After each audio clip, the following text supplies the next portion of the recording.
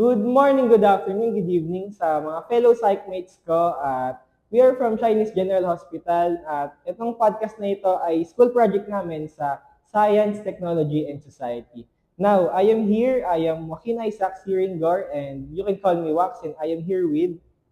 Hi, I'm Antoinette De Leon, the guidance counselor of Chinese General Hospital Colleges. At thank you po sa pag-attend po ng podcast Hello. namin. At sa una po naming tanong sa inyo ay pwede niyo po ba ipakilala yung sarili niyo? Okay, first of all, thank you for inviting me. And it's a pleasure having me here. Thank you Okay, rin po. so I'm Antoinette again. I'm the guidance counselor. I had my bachelor's degree in University of Santo Tomas as AB Behavioral Science. Okay, so hindi ko nasasabihin ko anong year ako graduate. So ano po yung naging journey niyo nung college life niyo? Very challenging and maraming realizations, no? Kasi behavioral science was not my first choice, no, in college.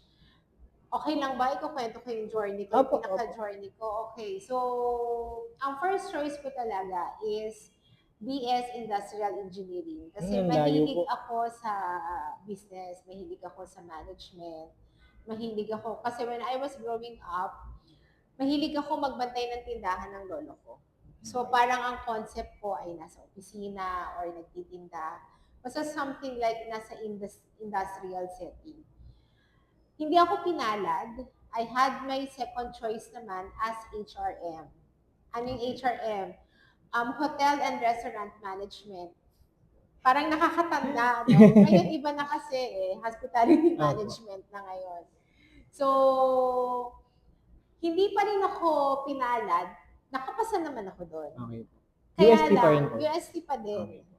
Kaya lang, yung mom ko kasi, since hindi naman kami financially well off that time, sanay siya sa late enrollment. Kasi ganun yung ginagawa niya sa kapatid ko. Lagi siyang late enrollment. Ganun yung ginawa niya sa akin. Being first year, hindi pwedeng late enrollment. Maubos ang slot. Diba? So, naubos ang slot ko. So, napunta ako sa College of Education because Hotel and Restaurant Management is also under the umbrella of college education that time. Okay. So, nag-college of education ako, I took up elementary education. When I was already in second year, bumulong ang nanay ko. Anak, mag-shift ka kasi mahirap maging teacher. Hanggang bahay, may trabaho ka. Diba? Hindi natatapos ang trabaho ko. So, I shifted to AB Behavioral Science, which wala akong idea kung ano to. Pumasok lang po kayo. Wala akong idea kung ano to. Ang alam ko lang, yung pinsan ko, yun ang tinitake niya course. Yun lang. So, when I was there, iba yung joy. Parang natagpuan ko yung sarili ko doon. So, I was able to get out of my closet, out of my comfort zone, no? So, yung mga presentations na ginagawa namin, kasi it's very holistic. Pwede ka sa HR, pwede kang mag-psychometrician kasi may mga subjects kaming ganon. So, maganda siya. Parang sabi ko nga, pag nag-behavioral science ka, kahit saan kaiba to, pwede ka. But then, nung nag-graduate ako ng college, hindi naman, nag-HR ako for a while. Kung saan ako nag-OJT, yun ang nag-absorb sa akin ng first job ko. Okay. So, sa HR ako, recruitment, I learned so many things. I learned to talk to higher up, to upper management, yung mga vice president, ganyan. Doon ako talagang, ang galing, ang dami kong natutunan doon. And then, naiba ako ng industry. Telecoms pa rin, then customer service. Okay. Kung makikita mo yung journey ko nung time na nagkatrabaho ko, paano ako napunta dito? Ibang-iba. Then I had my events management company for 15 years. I was an events coordinator for 15 years, and I was also a independent publisher for 5 years. Books po ba? Magazine. Magazine. Wedding magazine. So, 5 years yon. So again, paano ko napunta ng guidance, di ba? So, kung isa-sum up mo yung experience, kasi in life, yung nitty-gritty details na ginagawa mo, kailangan ika-count mo yun. Akala mo yung pakikipag-usap mo sa couple mo, for example, ako, bride and groom, yung pakikipag-usap ko sa kanila is parang wala lang, nag-usap lang kami as me being their wedding coordinator. Hindi eh. Laging may learning. Parang naging nature for me to listen. So there was already an active listening skills, no? And empathy. Pag nag-aaway sila, ikaw yung kumakausap sa kanila. Pag nagkakaroon ng challenges during the event, iba yung pakikipag-usap mo sa tao, yung pagiging, yung positive regard laging nandun. Na-realize ko na lang yun when I look back, when I switched my career to academe. So after 15 years and 5 years with the Wedding Magazine, napagod ako. Napagod ako physically, mentally. Talagang naubos lahat ng ideas mo, parang nasipsip yung lakas mo doon. Then yun nga, nag-shift ako. Sabi ko, anong industry? Babalik ba ako sa HR? Or mag-a-academe ako? So sabi ko, guidance ba? So pag nag-guidance pala ako, kailangan kong mag-take again ng masteral. Okay po. So, may event in my life when I realized classroom, babalik ako sa classroom. Nakakatawa rin po kasi di ba yung una niyo pong kwento, gusto niyo po maging teacher, tapos pinag-ship po kayo, tapos ending po, hindi po kayo ngayon sa Yes, academe. precisely. Actually, hindi ko gusto maging teacher. Wala sa ano ko maging teacher, pero nandun ka na eh. Opo. Nasa edu ka na and I was already enjoying it. Nasa preschool ako, nagbabantay ako meron na kaming hands-on experience that time eh. Ang UST kasi, meron silang parang education laboratory, na meron silang elementary, hanggang preschool, elementary, high school. Meron sila that time. Until now, meron silang high school. Yun yung education high school. So, nag-hands-on na kami na sa elementary that time. Sabi ko nga, tama yung sinabi mo, sa haba-haba ng prosesyon, andito rin ako sa school and I'm enjoying it. No? Somehow, nakakapagturo ako kahit guidance sa homeroom.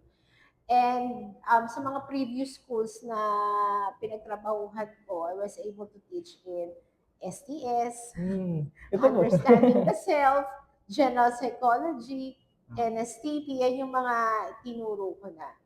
So going back, mag-guidance ako, I have to take up another parang year levels, no, yung masteral. So, nag-enjoy naman ako. So, kahit nagtatrabaho ako sa graduate school, parang yun yung pahinga ko. Okay. No? Kasi iba eh, learning. Masaya, and when I look back, sabi ko, sige, I have full of insecurities. Kasi yung mga kaklase ko, mga bata. Opo. Yung iba sa kanila fresh grad. Yung iba sa kanila ilang taon pa lang nagtatrabaho. No? Pero ako yung parang, kaedad ko yung professor namin. So, pag may gusto sila i-request sa professor, ako yung binabala nila. No? So, pero yon nag-enjoy ako. And then, eto na naman, kailangan ko magdesisyon kasi nag-pandemic. During the pandemic, I finished pa lang my academic subjects. So, pag natapos mo kasi ang academic subjects, mag-OJT ka na, practicum. Pandemic nga. So, I have to finish that through online. So, na-delay ako ng 1 year kasi mabagal na ang communication, mabagal na ang transaction nun eh, kasi puro online. Then, another year, I have to decide magpo-comprehensive exam. So, I have to decide, tutuloy ko pa ba? Kasi nag-iba na yung priorities eh. Parang okay ka na pag walang may sakit sa pamilya, may trabaho, meron naman kayong financial for money, for your basic needs, diba? Opo. So sige, itutuloy ko, tatapusin ko kung ano yung sinimulan ko. kesa naman may what if ka, di ba? Yun lagi Yun kasi naman. ang ano sa akin, yun ang nananaig sa akin lagi. Kahit minsan I'm on the verge of quitting. Hindi, tutuloy ko. So tinuloy ko, nakapasa ako. God's grace, 'di ba? Parang so blessed na nakapasa ako ng comprehensive exam. Then project paper. And then I graduated 2023. So na-delay ako ng 2 years. And then I have to make another decision. The final journey, the board exam. Kasi sabi ko, may master's degree na ako. Pwede na ako magturo full-time sa college. So meron na akong fallback. Pag kumuha ko ng board exam, nakapasa ako, there's another credential added to me, di ba? Added to my profession.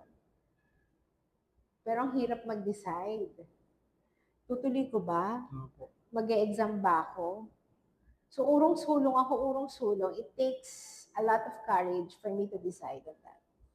Tinanong ko yung kaklase ko, and that was around April na. Kailan ako dapat mag-umpisa mag-review? Ang exam August. Kailan ako dapat mag-start mag-review? Ngayon na. Ha? Di lalo ako nataranta. Ngayon na? Kailan na ako maghanap ng review center? Ngayon na din. Oo, ma'am, ngayon ka na dapat mag-exam, mag-review. Meron ka bang mga review stuff dyan na pwede ko nang simulan? So, ayan, nag-start na ako magbasa ng late April. First Saturday of May, nag-start na ako sa review center.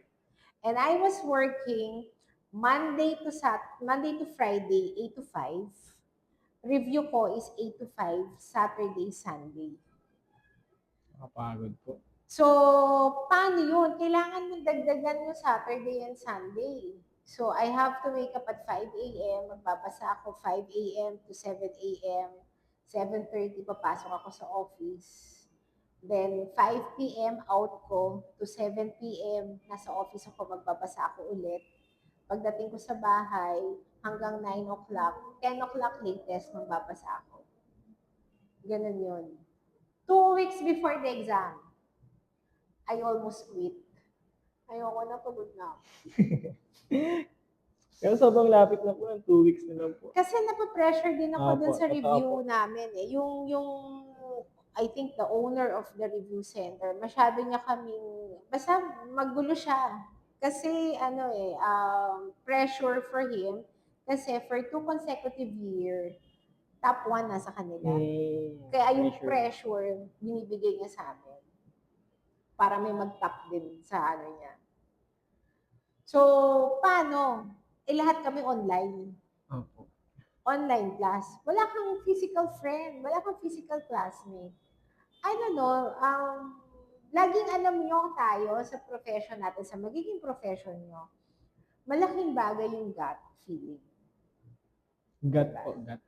Gut feeling na, sino kakausapin ko dito? Pero I have this someone na lagi ko siyang nakikita yung name niya sa mga Zoom class namin. Minessage ko siya.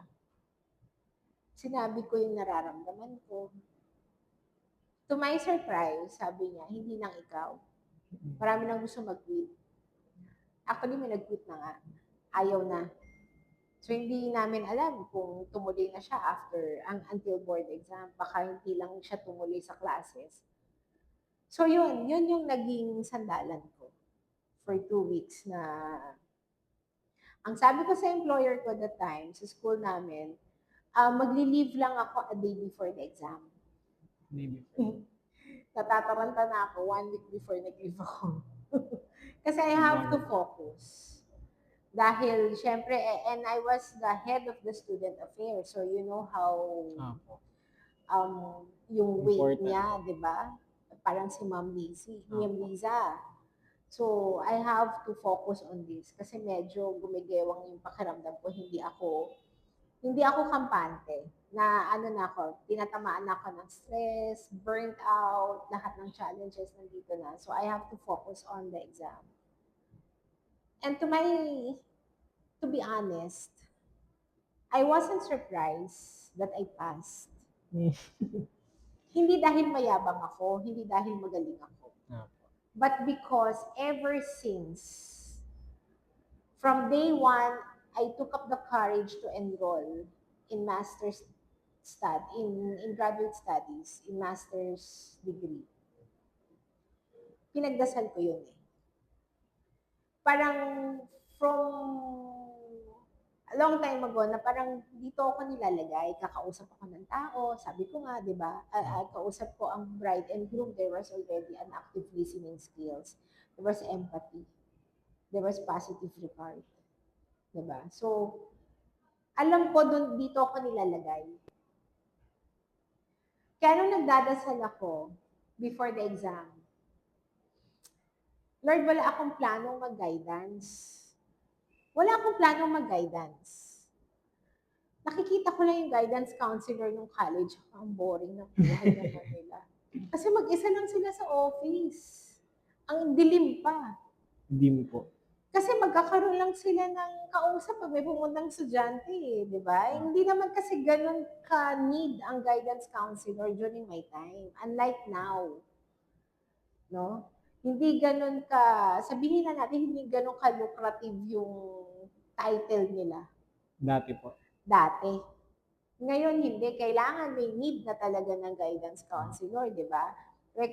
Aside from requirement yan ng CHED, kailangan talaga ng mga students. Diba? So sabi ko, Lord, ikaw ang naglagay sa akin dito. You put me here. I don't know anything about being a guidance counselor, but you put me here. So, eto na yung last journey ko. Huling sakay ko na to para mapunta na ako dun sa purpose mo sa akin. Because from the start, or everything I do, I always pray for my purpose. Saan mo ako gusto? Anong gusto mong gawin ko? Anong purpose mo sa akin? And I believe this is my purpose in life, being a guidance counselor. So that's why, hindi sa nagyayabang ako, I know I will pass because this is my purpose. No? Kasi nung time na ako ay student affairs, ginusto ko mag-student affairs that time. I targeted that position. Pero nung nandun ako, parang kulang. Nag-guidance ako kasi guidance was part of umbrella of student affairs. Pero parang kulang, hindi ko siya nagagawa ng full-time. Kasi I have to do other things eh. I'm wearing several hats at being the student affairs head. So that's why. And then after the exam, when I passed, I prayed na I want to transfer to other school. I want to focus on guidance and counseling. So Lord, again, where do you want me to be? Diba? So He allowed me, out of nowhere, Chinese Gen came in. So I'm here now. Yun. So, anong difference ng BS Psych and AB Behavioral Science? Well, obviously, I cannot do clinical. Hindi ako pwedeng mag-clinical psychology.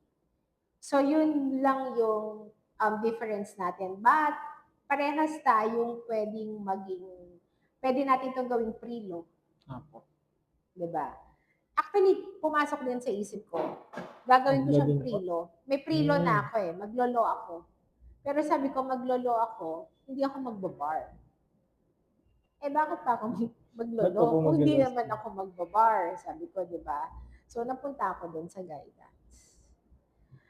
And, yan, pwede tayong HR, pwede tayo sa school setting, and we can do other things. Kasi bakit? Skilled ang BS Psych, skilled tayo, skilled ang AB Behavioral Science. Kasi we know how to self-manage. We know how we can easily adjust. We are flexible. Our course is very flexible. So, pwede ka sa marketing. Kasi human behavior, alam mo eh.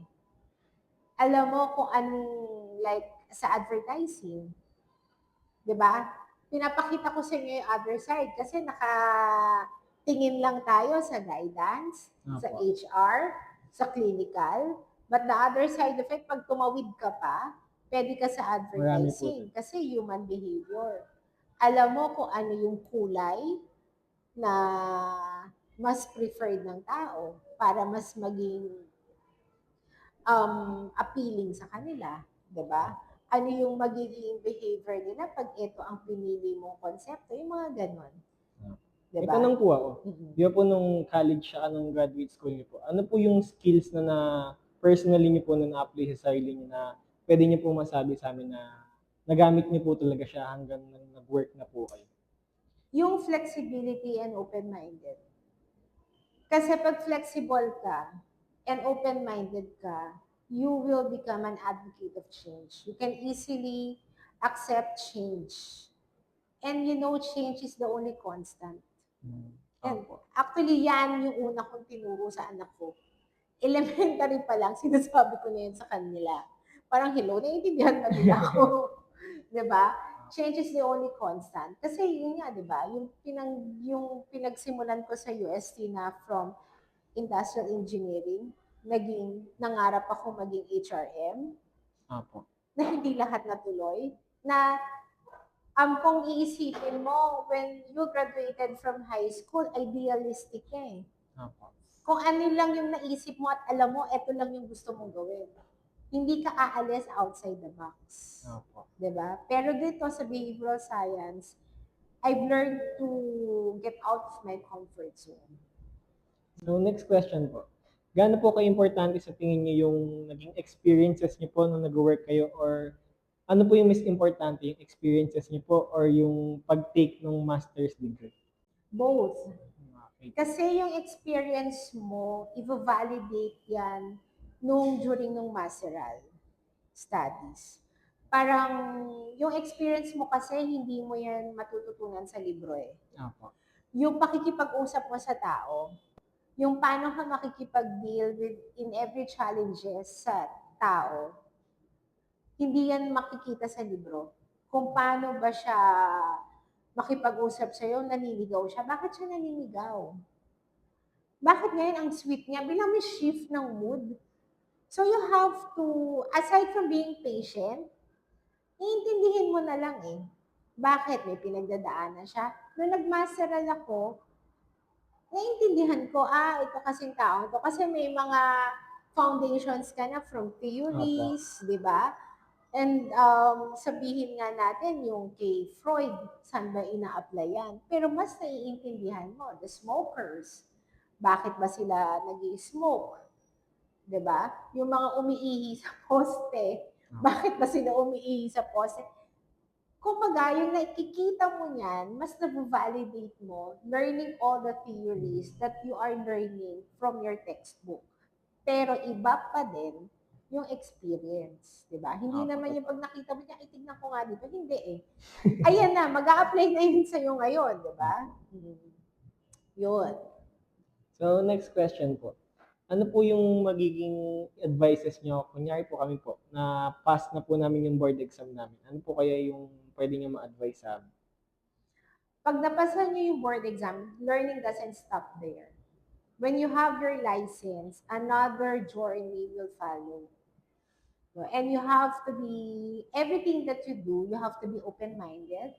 You have to be flexible.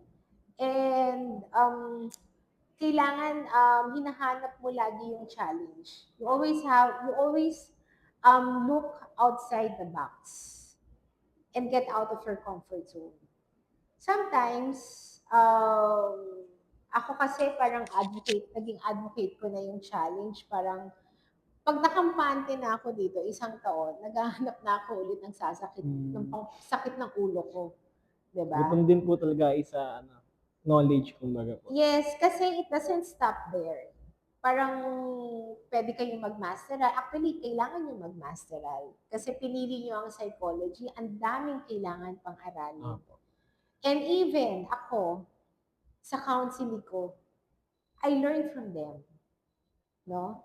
Like, ako, as a mother, I learned from my children.